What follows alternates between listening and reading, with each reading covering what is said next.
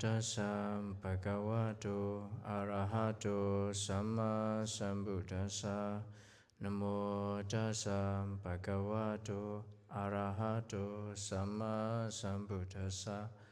Namo tassa bhagavato arahato samma sambuddhassa. So in the previous lesson, we studied the topic, get up, in extract from one discourse in Sutta Nipata, and the Buddha encouraged all of us try hard, give more effort, not to be lazy and sleep all the time, because we are be affected by the defilement, just like an arrow shoot in our body. And for those who are suffering because of the defilement, should not be lazy, should try hard to take out the dart, the arrow of the defilement.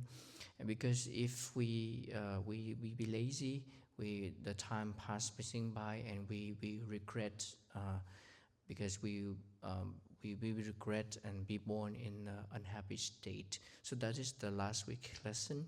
No, the previous lesson. So today's lesson is another discourse in Anguttara Nikaya, the collection of number discourse, with the topic named Unskillful Roots. So there are three unskillful roots in this discourse the Buddha talked about. The unskillful roots is translation from Pali is akusala mula. So mula is roots, akusala is unskillful, or can be translated as unwholesome.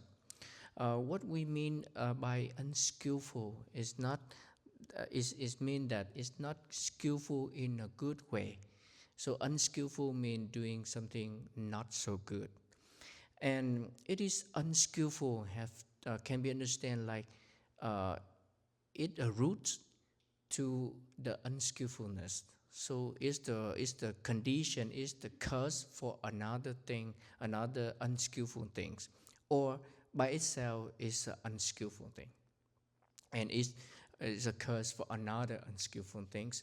So there are three of them: is the root of greed, the root of hate, and the root of delusion.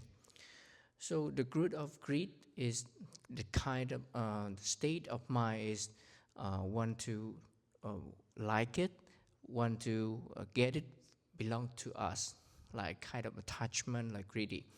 The root of hate is the state of mind is reject the object, doesn't want this, dislike, doesn't like, hate, etc. And the delusion is the state of mind is not understanding correctly, like not understand the truth about the suffering, for example, or the truth about the cessation, the origin of suffering, etc. So that is the three roots: the greed, the hate, and the delusion. So whatever in the discourse, whatever is greed, that is the unskillful roots. Those who are greedy, those who have the greedy in her mind, this is the unskillful roots, because the one who have greedy, that when it's showed out, when it generates, it generates by way of body, speech, and mind. So the one who have greed in mind, it will show out by action by way of body, by speech, or by mind. And that is also unskillful things. So from the unskillful root, it generate outside and become action, body action, speech, or mind action. Then from these three, when it show out already, the greedy person go furthermore, overcome by greed, cause other person suffer by false pretext. So in this situation, I used this picture because this judge, he overcome by greed, so he want other person be suffer. There are many story like in the past, like the king want to seize the property of the person because that person is so rich, or that person have a beautiful wife and the king want to seize it from him. So he do many way to execute that person, or to imprison that person, or confiscation, or condemnation or punishment that person, thinking that I have power, I'm powerful, power is my advantage, and want to destroy that person. That's also another unskillful action. So start from the root of greed. That person generated out through body, through speech, through mind, and try to destroy other person, try to bring suffering to other person. So that is the whole unskillful thing. So we can understand that from just one state of mind, and it show it out through many way of action, through body, speech, and mind, and furthermore destroy other person or bring suffering to other person. So the whole unskillful, the whole unwholesomeness. The same thing with hate. So when the person have hate as the root of unskillfulness, so it showed out, it generate out through body, speech, or mind. Like want to hit that person or speak something, destroy them by say something harsh speech for them, or thinking a way to destroy that person. And it go beyond that, then try to do something by false pretext, by execution, by imprisonment, or by confiscation, or condemnation, or punishment of another person, thinking I'm powerful, power is my advantage. And the same way with the delusion. So the Buddha called that person is the person who have speech that use time. So that person he speak at the inappropriate time, and in the appropriate time he doesn't speak. The Buddha will say that person is the one who have false speech. He doesn't speak the real thing, but he speak the unreal thing. That person is the person who speak meaningless, not bring benefit, but for the meaningless thing. That person is not speak in line with the Dharma teaching, the teaching of the Buddha. He speak against the Dharma teaching. That person is not speak in accordance with the Vinaya training, the training rule of the Buddha, but against the training rule of the Buddha. So that person does a lot of unwholesome deeds, a lot of unskillful deeds, start with greed, anger, and delusion. And that person, because of that way, that person is called bhikkhus. Such a person overcome with bad, unskillful quality, born from greed, born from anger, born from hate, born from delusion, suffer in this very life with distress, anguish, and fever. And when the body break up, after that, he can be expected for a bad destination. So bad destination refer to the woeful state, like hell, like the hungry ghost, like the animal kingdom. And for that person, what can be expected for them? Just the woeful state. So how can we understand that's that person overcome by greed, overcome by hate, overcome by delusion, suffer in this very life with distress, anguish, and fever. So I take a commentary in of Dhammasangini, the first book of Abhidhamma Pitaka. So the person who overcome by greed often get suffering, often feel suffer from being separate from the loved one. So because that person is so attached, so greedy, so he or she often be suffer when separate from the loved one, because that's the nature of attachment, and the suffering from being away, separate from the loved one. And the person who is often have angry, overcome by angry, by hate, that person often suffering from being close to the one who do not love. Like you stay with the one you hate, the one you don't like. Often you get angry with that person, suffering because have to stay with them. And that is because of the nature of the hating, not loving one, and have suffered the closeness to that person you don't like. And the person who overcome by deluded, when he not get what he want, not be able to get what he want, he be suffer a lot.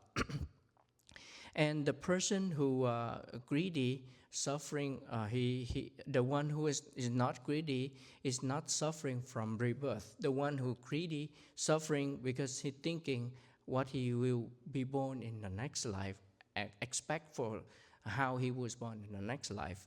The one who get a lot of angry, overcome by anger, suffering because of old age, because of the effect of the anger is burn inside. It's like burning, and it's destroy. It's make you old faster, and that person get suffering because of old age that way.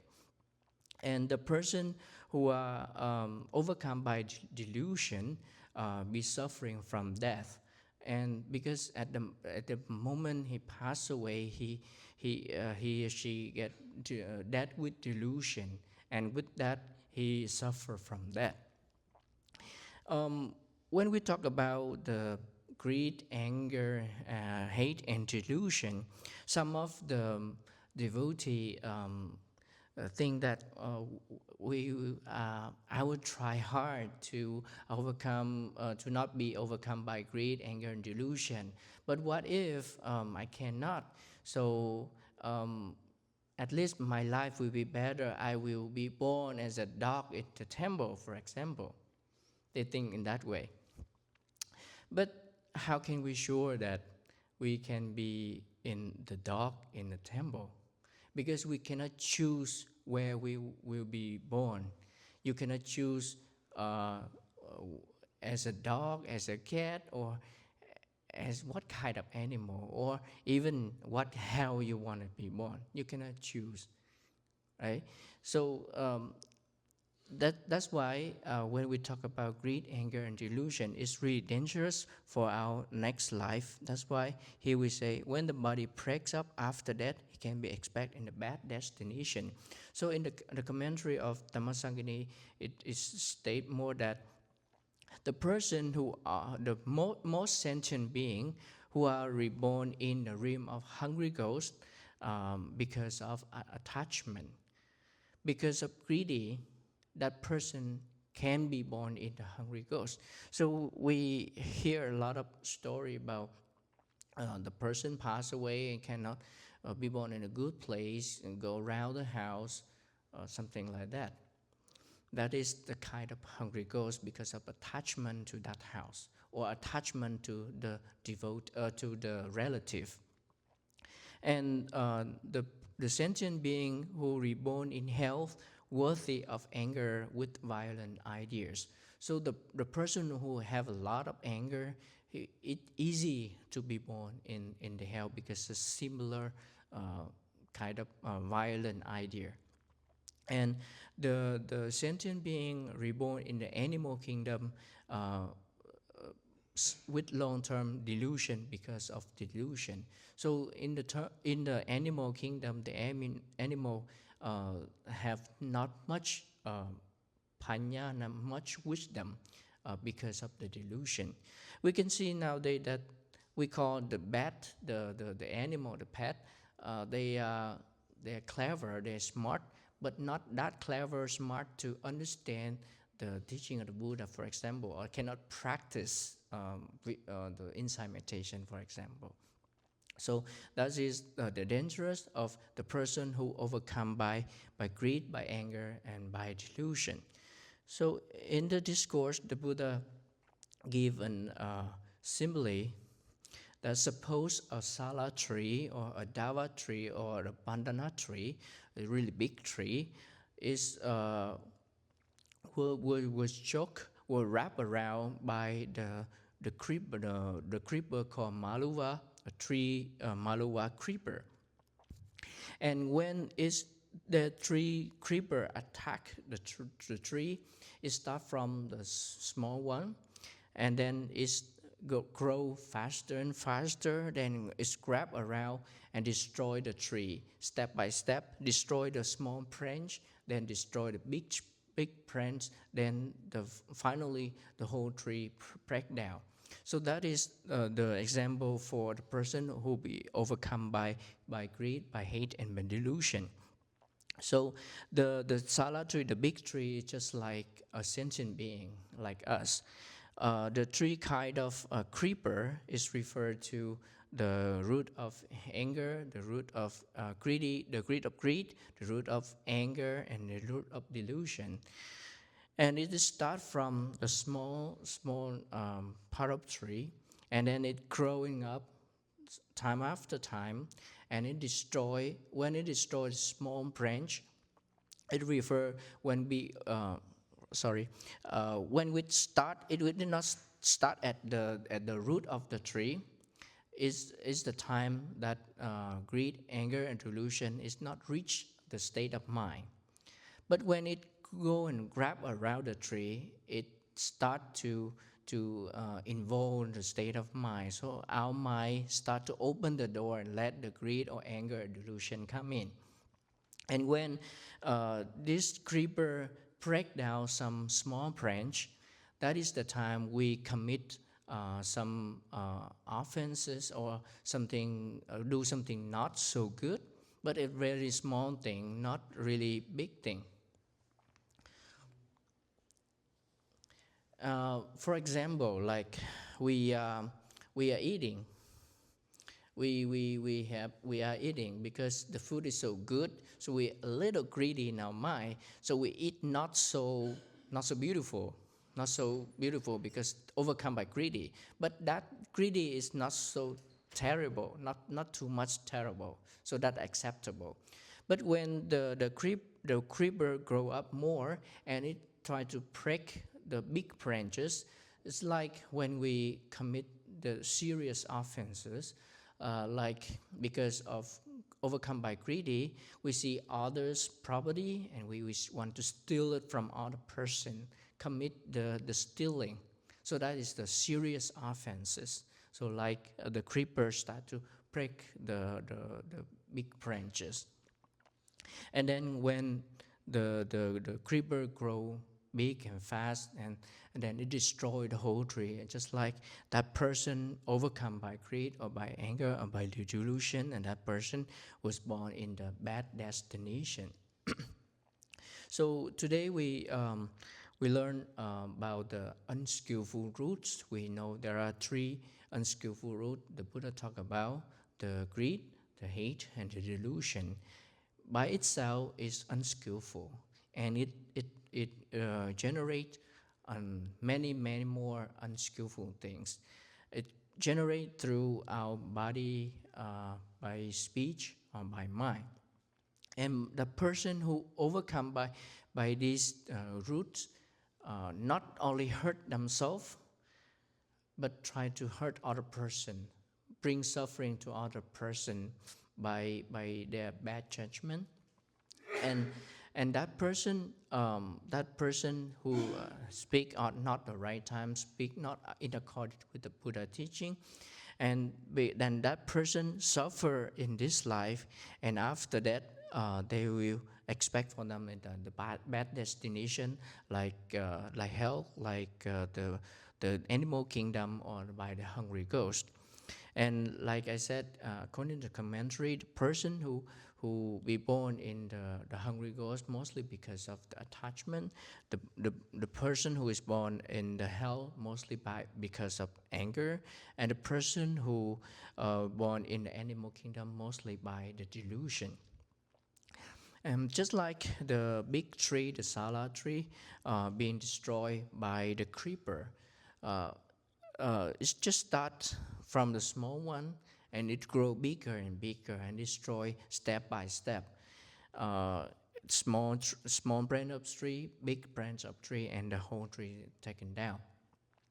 So what we learn, what we can learn from, what we can apply from this simile is that when you see the creeper start, you should take care of the tree before it grow too big or it grow too much and it's hard to destroy. So when the greed, when the anger, when the delusion is start at the door of your mind, you should recognize it and destroy it and not let the chance to it grow more and more. That's how we practice the vipassana inside meditation. We practice and we guard our door, my door, and when these defilements start to grow in our mind, we try to prevent it from develop more and more. Now we can see this time there's a small creeper with yellow flower. We can see here it start to grow and try to destroy the pine tree around here. So in the same way, when we look at that, we should think the greed, anger, and delusion is start to invade our mind. So that is today. Let's listen. Thank you for your listening.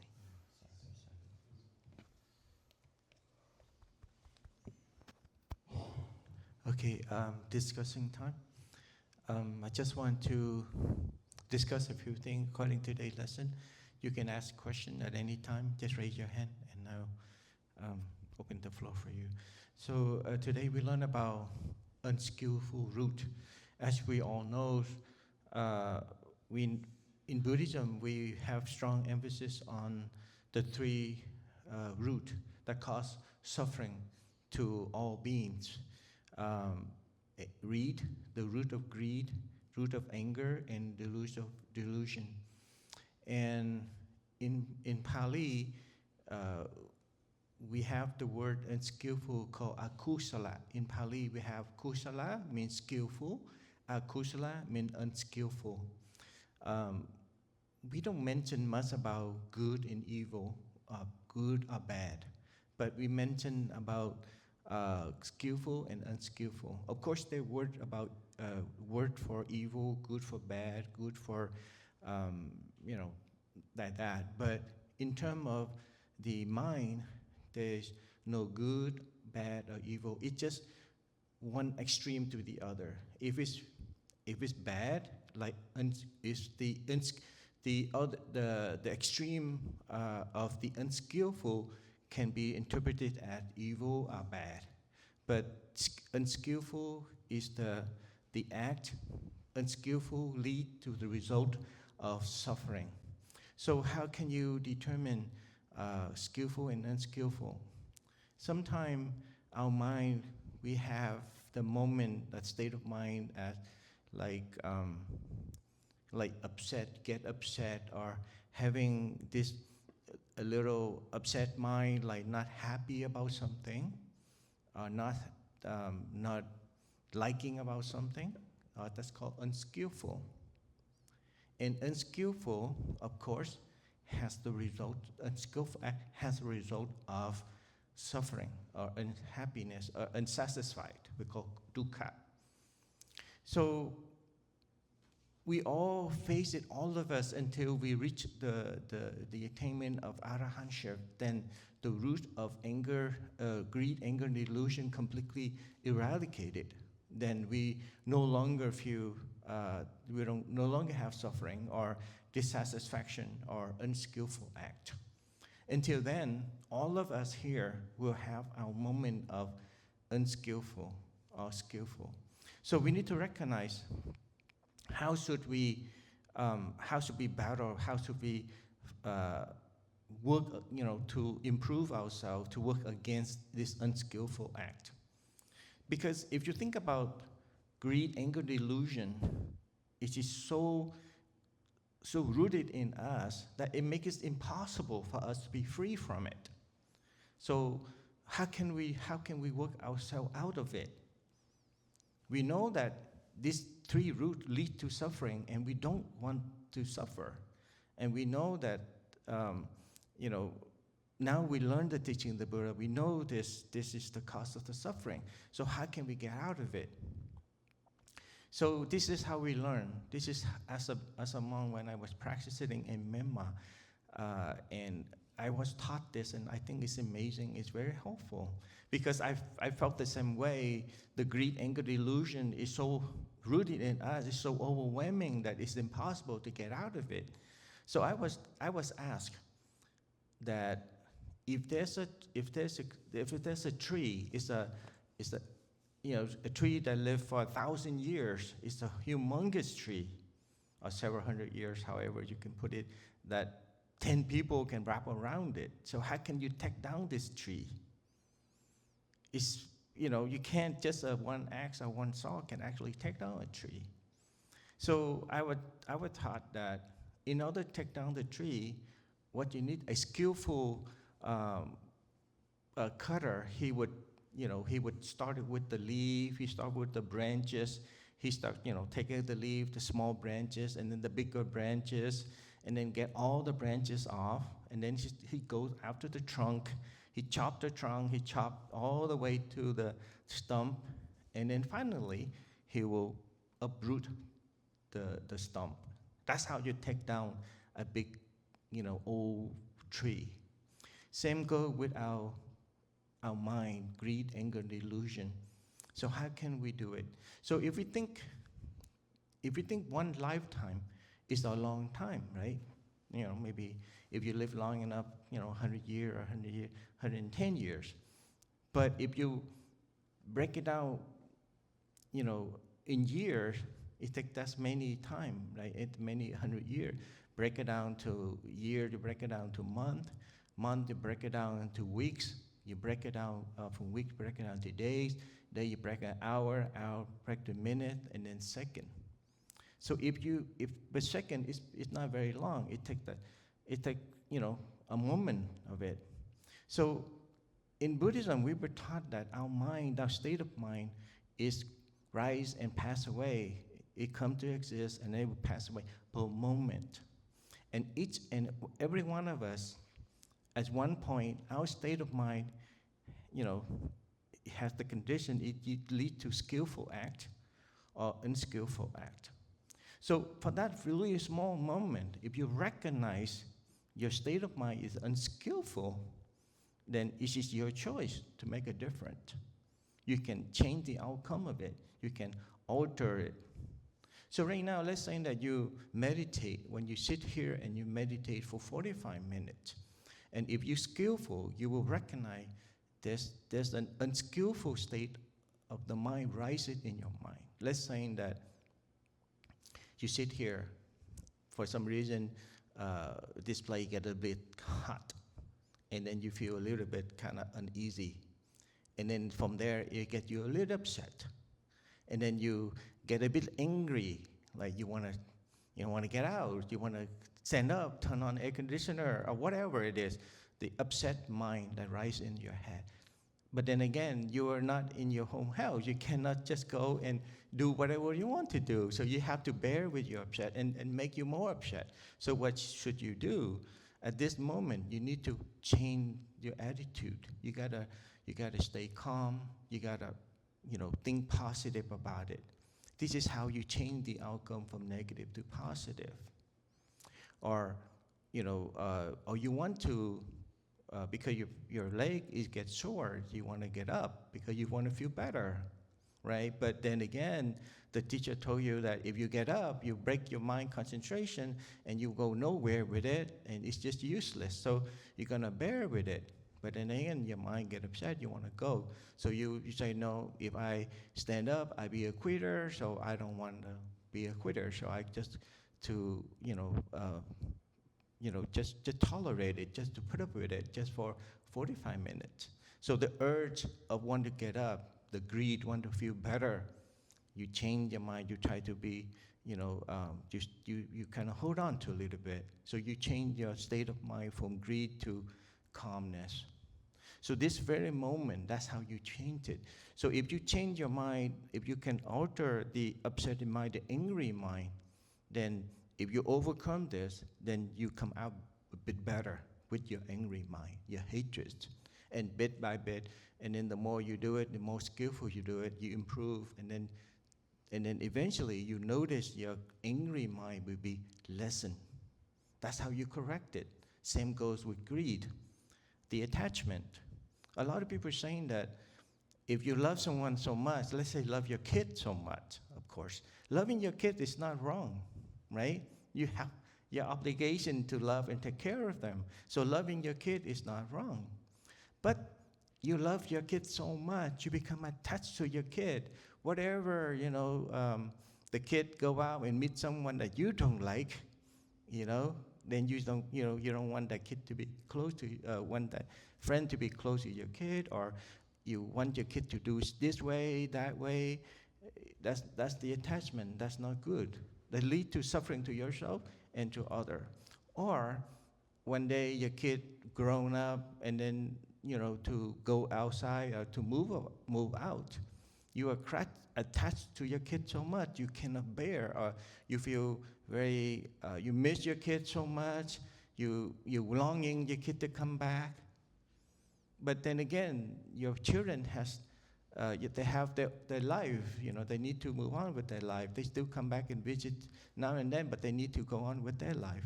But because of your attachment, you suffer from it because you don't have your kid with you all the time. So the loving your kids is okay, but the attachment, the wrong way to handle it is not okay. That leads suffering to yourself and also the suffering to your kid. So you learn to love when the time that your kid grown, you need to let go, but you continue to love them whether they are not with you at the moment. So that kind of attachment, a lot of people are saying that, well, that's not wrong, but it's unskillful. The skillful way is to love, and then when the time your kid need to, move out, you to accept it. Whenever they have new friend or whatever, you feel okay, not feeling that you've been replaced, things like that. So the attachment is very harmful. That can lead to a lot of suffering. So if you learn that, then you need to adjust your attitude, have knowledge, understand it, and then adjust it a little bit. Or your loved one no longer with you, they pass away. And you know that, that's part of life. Death is part of life, right? Then you learn to accept it and just keep them in your memory and do good deed and share the merit and continue to love and do good thing for them, but not to be tormented because they no longer physically with us. So that's kind of thing that we need to correct it in order to have a very productive life, very happy life. So that's called knowledge, the opposite from delusion. So there you go. Bit by bit, you work on it.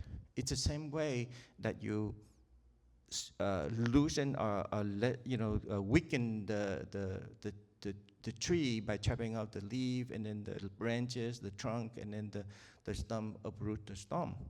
Same go with our greed, anger, delusion. Moment you correct it, it will be lessened, a little bit.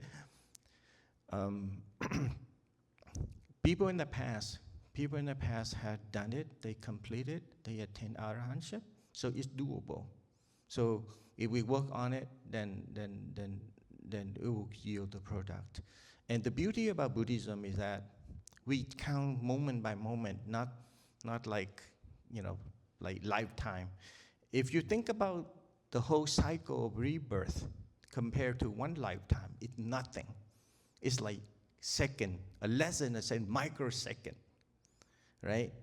And if you think about, the whole year is very long time compared to second, and then goes with month and day and all that. So, but then again, in Buddhism, our mind rise it and pass away is by moment. And the moment that you have skillful mind, then that's the moment that you are good.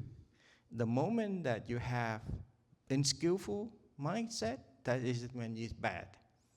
But it's only take a moment of, in Buddhism we say moment, moment in Buddhism is still big, it's still considered very long. We're talking about kanaka, it's less quicker than a moment, less quicker than a second. So there you go, but again, it's very hard to understand. So I just refer to a moment like a second. So like that. So it happened per second, and for that, it gives you opportunity to make a difference. But you got to be quick. You got to be mindful to recognize the state of mind. What is it in? If it's in the bad state of mind, then you need to correct it. If it's in a good state of mind, you need to promote it more. That's how you improve your life. That's how you correct all the wrong thing that you have accumulated over the past. Not just only in this lifetime, but in previous life accumulated. It's just like a house that is been so dirty because you have not cleaned for a long time. And whoever knows, if you don't clean your house very often, it takes great effort to clean your house. Whereas you have a very clean house, then you take less effort to clean it. Do you agree with me? So imagine your mind is like a dirty house, okay? It takes a lot of work, a lot of effort to clean it. Now that you realize that a dirty mind leads to a lot of suffering, a dirty house leads to a lot of chaos, bad smell and chaos, right? And you want to, you want tidiness, you want healthy environment, you need, orderly, you need to clean your house. And you realize your mind is so impure, it leads to a lot of suffering, not to yourself, but to others. And you realize that this is not the way it should go. I need to do something about it. So now, time to clean up your mind. And how do you clean up your mind? Moment by moment. Be mindful. That's how we practice meditation. So every day you come here, because hardly anyone asks me about, how you're doing in your meditation. So it's kind of difficult for me to guide you through. But basically, when you sit, and meditate, you should be able to look into your mind and see what state is it right now. And then if it's in a turmoil state, you need to correct it. If it's in a good state, you need to promote it. Wandering mind, you need to bring it back, because wandering mind eventually lead to, upsetting mind or greedy mind. Because if it's bad, it upset your mind. If it's good, if it's something that feel good, you get attached to it, or you had aversion or whatever. You need to recognize it and then stay calm and then change the attitude. So that's how you could do it. That's how we recognize it. So I always saying that there is no good people, no bad people. There's only good mind and bad mind. And if it's good people, then they should be 100% good at all time. You know what I mean? But you look at yourself. Are you always 100% good? And then bad people, are they 100% bad people? I mean 100% like every moment in their life, and compared to like 100 years or so, you break it down. So if they're saying that this person the whole time they always do bad thing, harm other people, but the moment they have some goodness or some loving, then you can never say this person is evil or bad. Remember that, because we break it out into moment. So don't feel bad if you've been bad all the time. But now that you change it, then you become good people, good person, right? So we count by moment, okay? So with that, you have any questions? He mentioned about some people who, you have questions? Okay. He mentioned about some people have the wish to become the temple dog, because they think that, the temple dog stay in the temple, even though it's a dog, it's an animal, it stay in the temple. The monk take good care and listen to the Dhamma talk, or have a lot of loving kindness compared to being human but living in a hostile family that always get abusive and things like that. So they I'd rather be the temple dog, so I have, better off than what I'm in right now. But then again, he mentioned that you can't choose where or how you be born. If we have the chance to choose where or how we be born, wouldn't you be in a bad situation right now? We all wish to be the best, right? We don't want to say, yeah, it's okay, I save the best for others, I will take the bad, thing. No. Every single one of us, even the animal, they want to be in good condition. They want to be happy. They want to be good, take good care. But they couldn't. Nobody can put you in that position. Only your action will put you in that situation we call karma. Karma that yield the result, that yield the condition for you to be born and where that how you are. So sometimes people in captivity, they look out, they see the bird, and they say, oh, I wish next life I be born as a bird so I can be free, right? Because they've been in capture. So you have a tendency to wish for something that you don't have. So that's why you wish for it. But they don't know that being a bird is not really free at all. Yeah, you have the wing, you can fly wherever you want, but they live in terror, always afraid of being hunted down, of being killed, or many other things. As you see the bird, when they come down, they get to see in the temple, they always look very wary, make sure they good environment, not being hunted down. So they always live, in fear that being hunted down. Or the dog, even though the dog he mentioned that can be very intelligent, but their intelligence is only for survival. But they don't know how to stay happy. You know what I mean? They're very skillful, they're very intelligent how to get away, how to get around so that they could have food, they could taken care of. Which is a survival, but they don't know how to stay calm and happy. They depend on other people to feed them, in the temple dog, or they have to go hunting and things like that. It's all about survival. But we, as creature, not only learn to survive, we learn to be very intelligent, learn to be very smart to survive. But we are different than the animal because on top of that, we have this intelligence that no animal has. So we have the intelligence to know how to stay happy and how to get out of it, out of being this suffering. That's the difference between human and the animal, like that. So be careful what you wish for. If you wish for something, if it comes true, it's very difficult to get out of it because animals are very deluded.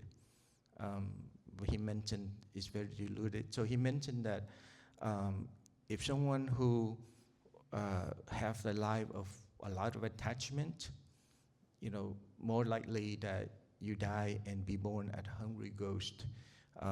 The hungry ghost that you often see or noted or heard about it is linger around, like if they attach to their relative, so attached to their relative. I mean, loving and attachment is two different things, okay? Don't get that messed up.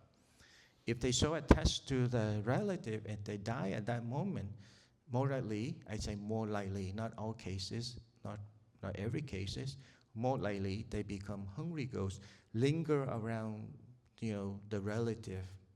They see you, but you don't see them because their body is so fine that without a sight faculty, we cannot see them. And because they see us, but they cannot communicate with us, and we don't know they are around, it's very unhappy, very dissatisfied. We call it a lot of dukkha. Because, imagine you want to talk to them, but you can't. They're in front of you, but you can't. You cannot do the thing that you normally do as a human. It's very difficult, so a lot of suffering for them. And if they attach to their property, like the house, for example, more likely they become the hungry ghosts of that house. That's how we hear a lot of hunting story that, disturbance, thing like that, because they so attached to the property, they be born as a hungry ghost. And when relative, sell the property, they remain in that house, and the new owner come in and they say, hey, I have an intruder.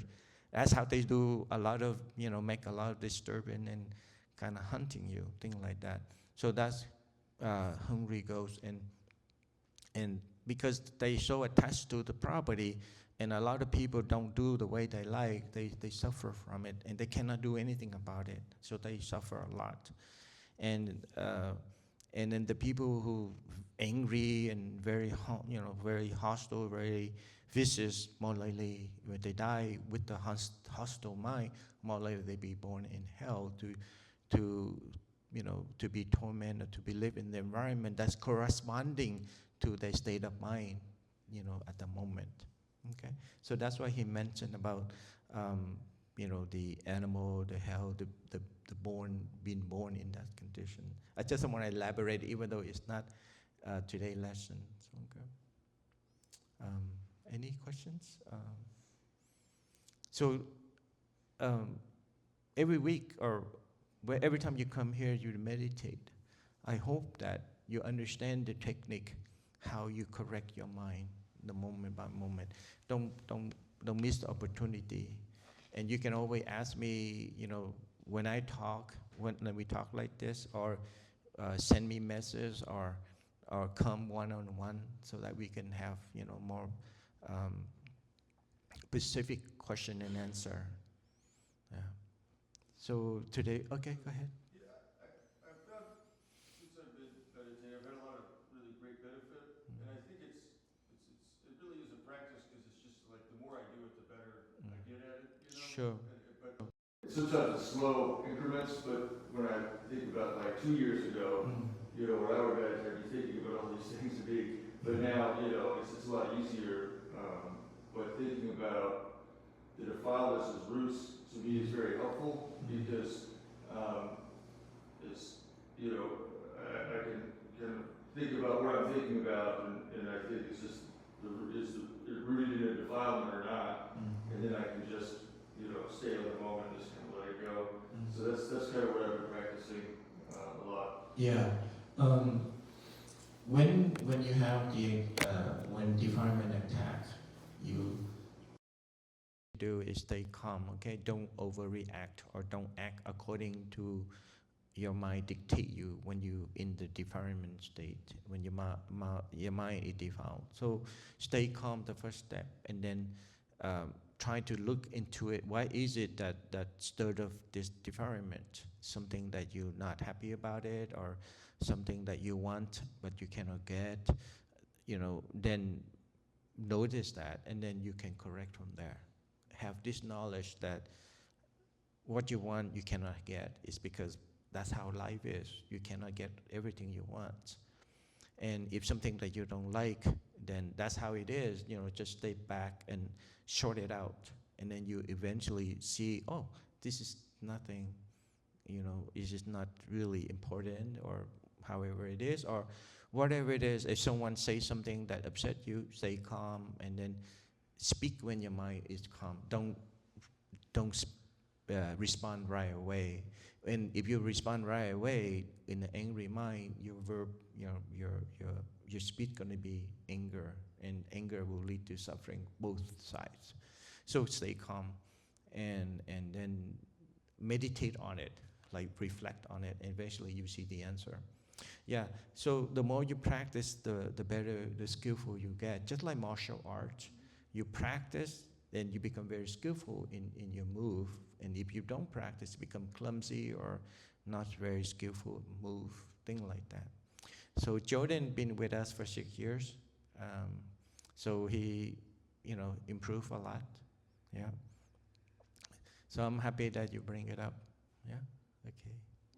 One thing that I have trouble, but is the thing that I'm very careful about now is attachment can kind of creep up on you sometimes. So I'll be doing the right thing or trying to do the right thing, and it makes me feel good. I'm happy to help somebody; they feel good. But I think it's easy to start getting attachment to that, and then really, I need to help more people, and then sometimes even it's like, oh, he's helping them, I should be helping him. You know what I mean? Yeah. And so you start doing being skillful, then it's easy to slip into unskillful. Yeah. Especially when something makes you feel good, it's easy to get an attachment to it. That's something I try to be very mindful of. Exactly. First, we need to understand what attachment is, and then Watch your mind, and you recognize right away that, oh, that's the attachment. And what should I do? How skillful should I be acting on this? So, definition, you gotta understand it, and then next time detect it, and then alter it. That way, you get better at it.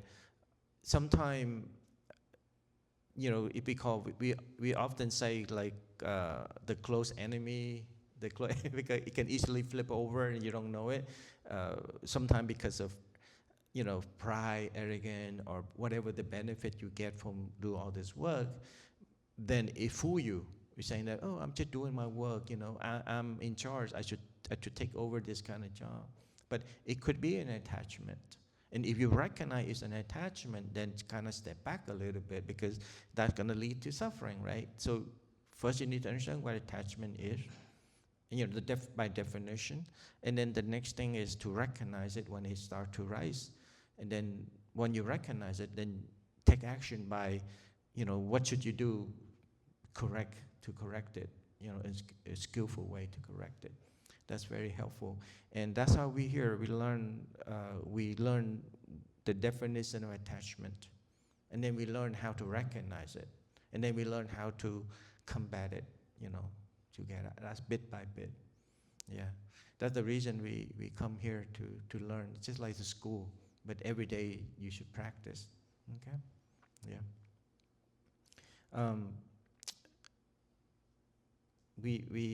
We often mention about kusala and akusala a lot, means skillful and unskillful. I'm reluctant to use the word bad, wholesome and unwholesome, because sometimes wholesome can be misinterpreted. So I think the best, translation, and it is skillful, is kusala, unskillful akusala, and I think it's perfect translation for that. Yeah. So otherwise, using wholesome, because we have wholesome food, wholesome food. What's so Buddhist about it? Yeah.